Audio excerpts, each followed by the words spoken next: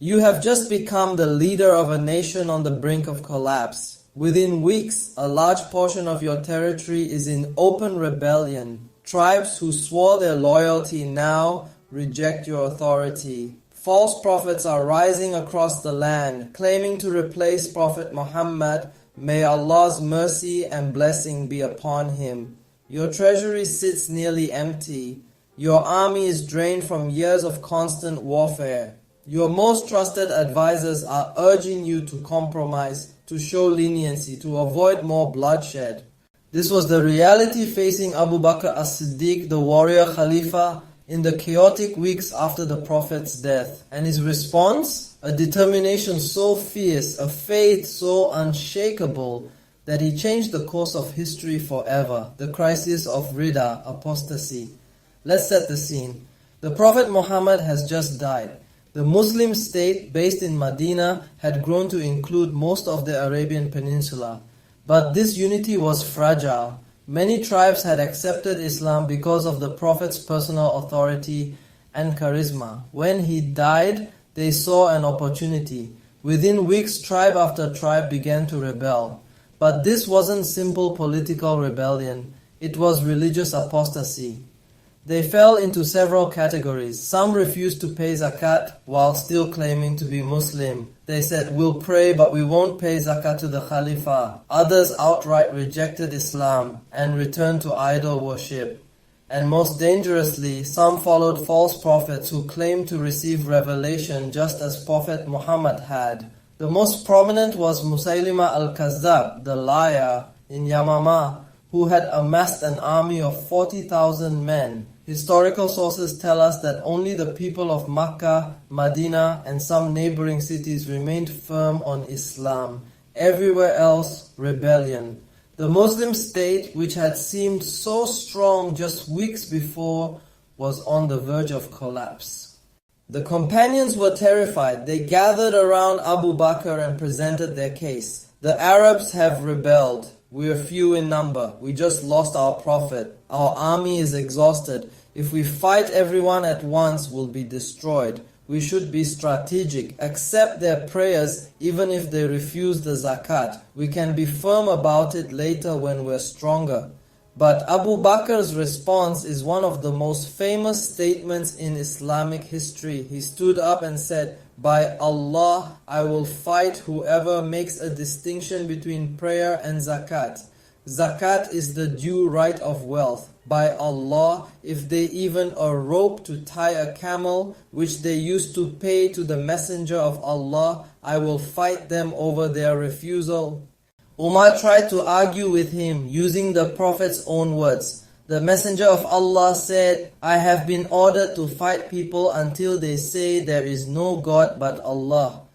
Abu Bakr's response showed his deep understanding. And did he not also say, except for its rights? The zakat is one of those rights. By Allah, I will fight whoever separates prayer from zakat.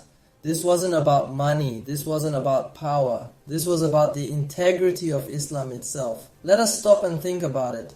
If you let people pick and choose which pillars of Islam to follow, where does it stop? Today they refuse zakat, tomorrow they refuse fasting, the day after they refuse hajj. Islam becomes a buffet where everyone takes what they like and leaves what they find difficult. Abu Bakr understood that this moment would define Islam for all of history. Compromise now and Islam becomes negotiable forever. Umar later admitted, "As soon as I saw that Allah had expanded Abu Bakr's chest for fighting, I knew it was the truth." The strategic genius. But Abu Bakr wasn't just principled, he was strategic. First, he made a decision that shocked everyone. He sent forward the army of Usamah ibn Zayd to Syria. You need to understand, the Prophet just before his death had prepared an army under the command of Usamah, a young man in his late teens. The mission was to raid the Byzantine borders in Syria, but the Prophet had died before they could leave. Now the companions said to Abu Bakr, "We're being attacked from all sides. How can you send away our strongest fighters to Syria? Keep them here to defend Medina." Abu Bakr refused. By Allah, even if wild beasts were to snatch me away, I will not undo a knot that the Messenger of Allah tied. I will not pull back an army that the Messenger of Allah sent forward. Why did he insist? Because he understood something profound. If he showed weakness by cancelling the Prophet's last military order, it would signal to all the rebels that the Muslims were afraid, vulnerable, easy to defeat. But if he sent the army forward as planned, it would signal strength, confidence, continuity. It was a calculated risk, and it worked. When the tribes saw that the Muslims were not only defending themselves but still sending armies abroad, they began to think twice about attacking Medina. Abu Bakr organized the Muslim forces into several armies, each targeting a different region of rebellion. Khalid ibn al-Walid to Najd and Central Arabia, Ikrimah ibn Abi Jahl to Yamamah, Al-Muhajir ibn Abi Umayyah to Yemen, Shurahbil ibn Hassana to Khuza'ah lands, later Levant, Amr ibn al-As to Syria and Palestine, and Abu Bakr himself led an army to the outskirts of Medina to confront the rebels threatening the city directly. There's a beautiful moment here showing Abu Bakr's bravery. At 60 plus years old, he personally went out to battle. Some companions said to him, saying, "Go back to Medina, to the children and women, and put a man in command of the army." And they persisted until he returned, putting Khalid ibn al-Walid in command. Abu Bakr returned, but the message had been sent. The Khalifa himself was willing to fight. The battles. The fighting was fierce. Tribe after tribe was confronted, defeated, or brought back to Islam. In one of the early battles, Ukasha ibn Mihsan and Thabit ibn Akram, two companions who had fought at Badr, were martyred.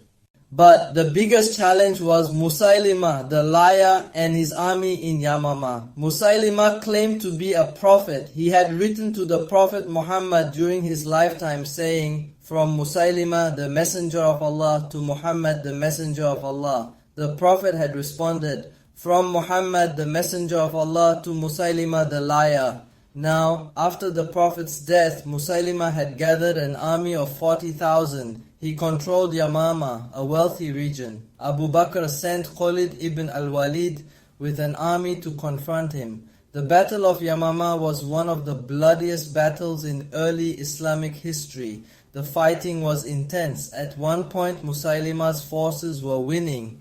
Then, according to historical accounts, the Muslims rallied. They fought with incredible determination. Why? Because they knew this wasn't just a battle. It was a battle for Islam's survival. In the thick of fighting Washi, the same man who had killed Hamza, the Prophet's uncle at Uhud, which happened before he embraced Islam, threw his spear and killed Musaylimah. The false prophet was dead, but the cost was enormous. At Yamamah, over 70 companions of the Prophet were martyred. Some sources say as many as 200 Muslims died. Among the martyrs were some of the greatest companions. Zaid ibn al-Khattab, Omar's brother. Thabit ibn Qais, a great orator. Salim, the freed slave of Abu Hudayfa himself, and many more. But these martyrdoms had a silver lining that Abu Bakr immediately recognized. After the Battle of Yamamah, Umar came to Abu Bakr, deeply worried. "O Khalifa of the Messenger of Allah," he said, "many of those who had memorized the Quran have been martyred at Yamamah. I fear that if we continue fighting and more reciters are killed, much of the Quran may be lost. I think you should collect the Quran into one written compilation." This was a radical suggestion. The Prophet himself had never compiled the Quran into a single book. It was written on various materials, palm leaves, shoulder bones of animals, stones, but primarily it was preserved in the hearts of the Hufad, memorizers. Abu Bakr's first reaction showed his caution about religious innovation. How can I do something the Messenger of Allah did not do? But Umar persisted, presenting the reasoning again and again, until Abu Bakr realized the wisdom of it. Abu Bakr then called for Zayd ibn Thabit, one of the Prophet's scribes who had written down revelation. Collect the Quran, Abu Bakr ordered. Zayd later described how overwhelming this responsibility felt. By Allah, if they had asked me to move a mountain, it would have been easier than this task. But Zayd took on the mission with incredible care. He set strict criteria. 1. The verse must have been written down during the Prophet's lifetime. 2. It must also be preserved in the memory of reliable Hafad. 3. 2 witnesses must testify that they saw it written in the Prophet's presence. This wasn't just one person's memory, it was a cross-verification system ensuring absolute accuracy. The result was the first complete written compilation of the Quran, the Mus'haf of Abu Bakr. Ali ibn Abi Talib later said, "The greatest reward among the people for the written copies of the Quran belongs to Abu Bakr. He was the first to gather the book of Allah between 2 covers." This single act preserved Islam's primary source for all time. The conquest begins. By the end of Abu Bakr's first year as Khalifa, Arabia was unified again. The apostasy was defeated. False prophets were dead or discredited. The zakat was being collected. Islam was secure. But Abu Bakr didn't stop there. He looked north to the 2 superpowers of the age, the Byzantine Empire and the Persian Empire. The Prophet had sent letters to both emperors before his death, inviting them to Islam. They had rejected. Now Abu Bakr would take the message to them not through letters but through conquest. He sent Khalid ibn al-Walid to Iraq, the heart of the Persian Empire. He sent multiple armies to Syria, the Byzantine frontier.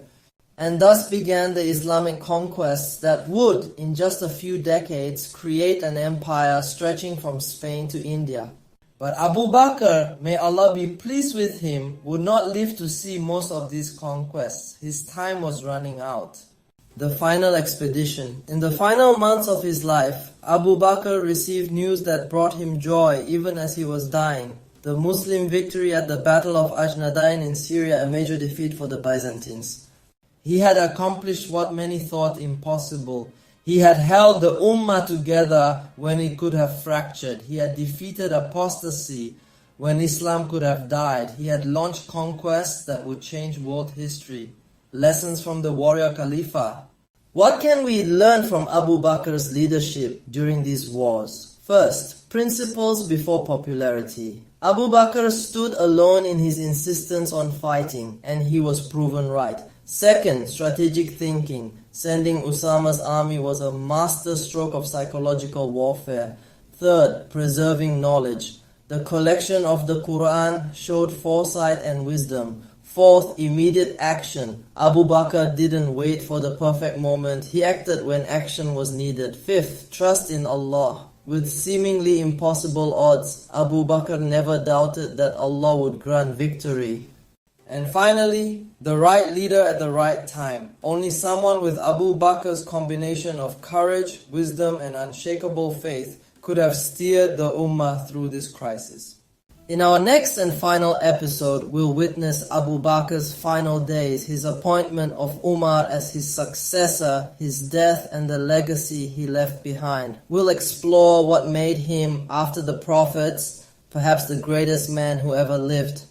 Until then, remember, sometimes the hardest decisions are the right ones. Sometimes standing alone for truth is better than compromising with thousands. الدين ودنيا إذا اجتمعا لا بارك الله فيه